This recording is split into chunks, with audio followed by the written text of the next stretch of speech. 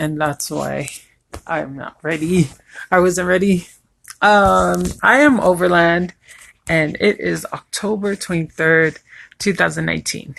And so I'm so happy to be here with you guys today. Yesterday, I gave my thoughts and opinions about Rachel Hollis's take on haters, and when haters try to tell you how to control your community, and the content that you put out. So I feel like I'm gonna go over time today, so I gotta keep on checking on our time that we can get this out. So what did I want to talk about today?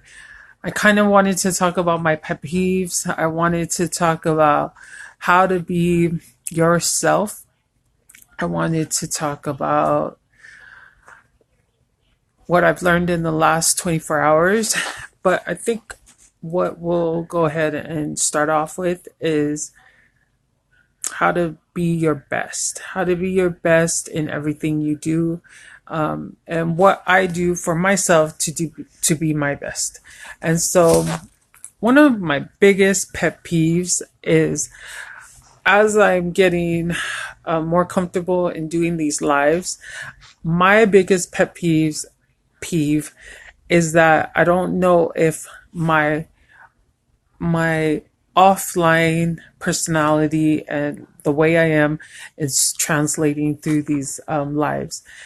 I try not to look back and rewatch these lives, because I know, and you know, that you're your own worst critic. And I too am the same way with myself. Like, I can nitpick and say like, oh, that didn't look right. Why did you say that? Why did your grammar fall out on you on that part? And in realizing that I am my worst critic, I had to fall back and start from scratch and say, what the hell? Why aren't you showing your personality? Why aren't you just talking as if you're talking to these people in person? And the revelation that I got was, I'm not happy with myself with these lives is because I'm thinking too much about it instead of just doing it. Of course, you want to make sure when you use a platform to try to reach people and help them, you gotta remember what your intent is and that your motive is always pure. I am very, I've been told that I'm not spontaneous, but when it comes to public speaking or even speaking in church or whatever, I'm more of the just go and do it. Just say what needs to be said. And I'm not one, I hate, like, paper distracts me. Like, if I write notes, that distracts me. If that piece of paper is with me, cue cards, if I used cue cards, that would distract me and make me more nervous than just going and speaking. And so, point of this whole process that I'm sharing with you guys of why I've had this pet peeve is that, one, that I feel like I should have known for a while, is that and Stay Mellow, she one of my sisters on here, she posted this. She's like, if you don't, you plan to fail if you don't plan, something like that. So pretty much, if you don't have a plan, you're gonna fail.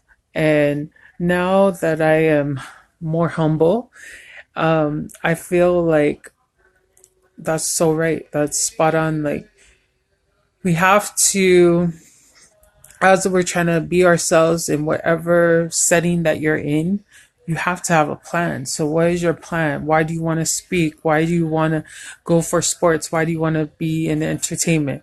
I feel like when your intent and your plan is aligned with Heavenly Father, then it all comes together.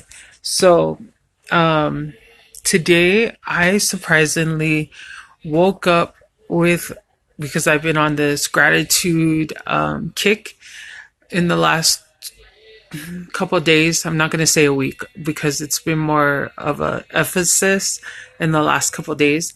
But being in that space and letting go and not being detached or attached to people and ideas and wishes and wants and blah blah blah blah. I woke up today so happy. Is my life in line the way I want it? Nope. Is my energy tank fully full? Nope. Do I have every blessing that I want? Nope. Don't. So why am I happy? I'm happy because I am really intentionally surrendering to Heavenly Father. I'm accepting that I can't force things or force people to do anything that I want. I can't force myself upon people and let them know that I am who they should be listening to so that they could be a better person, want better things for themselves. I said it earlier this year, like, we can't want for other people.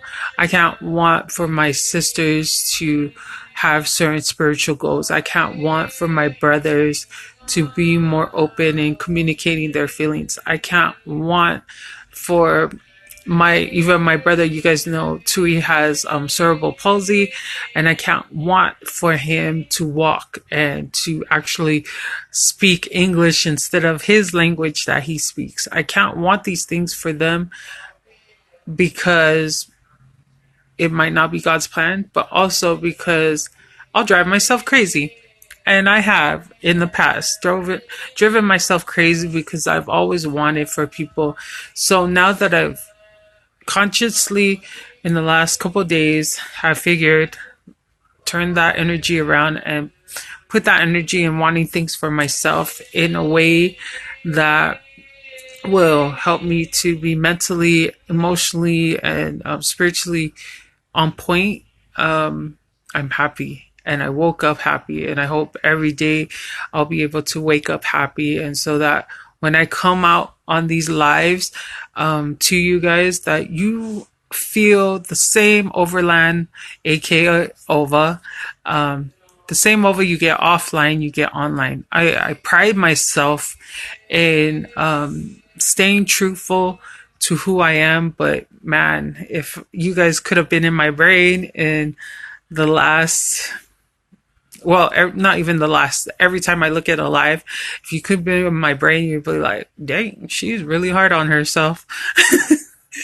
And so now that I've taken the opportunity to get a grip on that and not be so hard on myself, happy. So if you're going through it and your life is not where you want it to be, and you're just struggling with yourself, my biggest want and prayer, even though I told you I wouldn't want for you, my biggest prayer and motivation and suggestion for you guys, hopefully it works, is one, surrender what you want, and try to listen with your ears by talking to Heavenly Father, and letting him really talk to you. Like, stop telling him and demanding things from him, or treating him like a genie, and saying, like, if you do this, please, I'll believe. Like, don't do that. Don't be that person. So surrender is the first thing. The second thing that I've been gaining a lot of momentum and confidence in is that I am who I am, but I am improving every day as I place myself in a mindset of going after what I want and just letting it out, like releasing it to Heavenly Father and not even thinking about it. Like I told you guys, I didn't want to be detached. I keep because that word is such a favorite word for me today, I mean attached. So because I didn't want to be attached to my hair, I didn't want to be attached to the way I looked. Another thing that's happening for me and helping me to be happy is that when you detach yourself from things that you're trying to control, if you're trying to control a person, a circumstance, an opportunity, when you detach from trying to control that, it just happens. Naturally, it happens. It might not happen the way you want it, but it sure does happen in a way that you need, and you will understand the process of why it had to happen that way. So, to tip, first tip is, I believe I said surrender to Heavenly Father. And then second tip is don't try to control what you can't control. And people, like, number one rule should always be like, people can't be controlled. They will always resist you. Even if you have the best intentions for them, they will always resist you if it's not what they want. And the third thing that's helped me to be happy and get over my pet peeves is not making things about me. Like, you can say that all day and you might even believe it, but until you really, really, really sit down with yourself and understand, like, when opportunities don't come your way or people don't come your way, or like your plans don't work out, you gotta remember it's not always about you. Certain things don't happen because they just don't, and better things will come. And so I'm just going to leave you guys with this last thought. And visualize this. Visualize that. And I use this with my bestie all the time, Miss Caroline, but I want to use it with you guys. Visualize that, like, pretend this is Jesus and he has the biggest teddy bear, but you can't visually see it because there's like a wall. He has a big teddy bear. And then you're standing facing him, and you have your little teddy bear in front of you. And you won't let go of that. So he has one hand behind him holding that big old teddy bear, and then another hand outstretched to you for you to give the little one so he can give the big teddy bear. The big teddy bear represents blessings. Blessings that he wants to give you, and you're holding on to the blessings you already have or the blessings you want, and you won't let go. Well, everybody, when you decide to let go of whatever that blessing you want or have so that he can give you a bigger one, I promise you, your life is going to get better.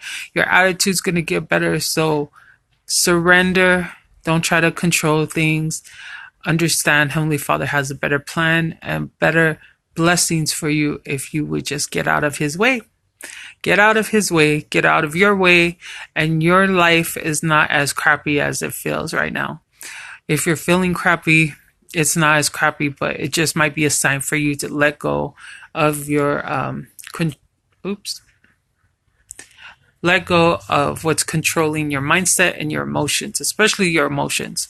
I love you guys, and I will talk to you guys tomorrow. Remember our points, and thank you for watching.